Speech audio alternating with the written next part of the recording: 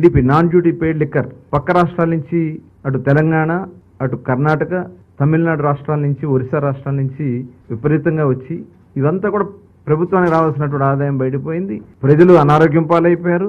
Illicit liquor కూడా విపరీతంగా పెరిగిపోయింది. ఇవన్నీ కూడా పరిశీలించిన తర్వాత గౌరవ ముఖ్యమంత్రి గారు ఒక బెస్ట్ పాలసీ, గతంలో కూడా 94 తర్వాత అప్పుడున్నటువంటి విధానాల్లో మార్పులు చేసి దేశంలోనే ఆదర్శంగా నిలిచింది. ఆ రోజున దేశంలో ఉన్నటువంటి అన్ని రాష్ట్రాల్లో వచ్చి ఆంధ్ర రాష్ట్రంలో చూసి ఎలాంటి పాలసీ అమలు జరుగుతుందని ఆ రోజు చూశారు. దాన్ని కూడా దృష్టిలో పెట్టుకుని ఒక బెస్ట్ పాలసీని తయారు చేయడం కోసం మా కమిటీ సభ్యులందరం కూడా డిపార్ట్మెంట్లో కూడా వాళ్ళు కూడా అధ్యయనం చేశారు.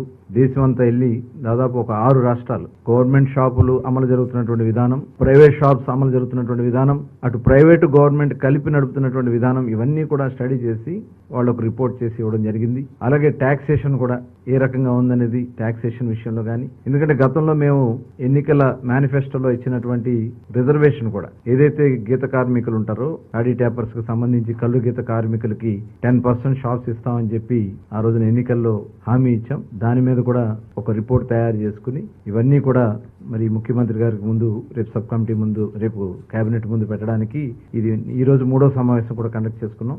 ముఖ్యమంత్రి మొత్తం 4 సమావేశాలు అయినాయి. రేపు కేబినెట్ ముందు మా ప్రపోజల్ దీన్ని మరి పెట్టాలని చెప్పి నిర్ణయించుకున్నాం.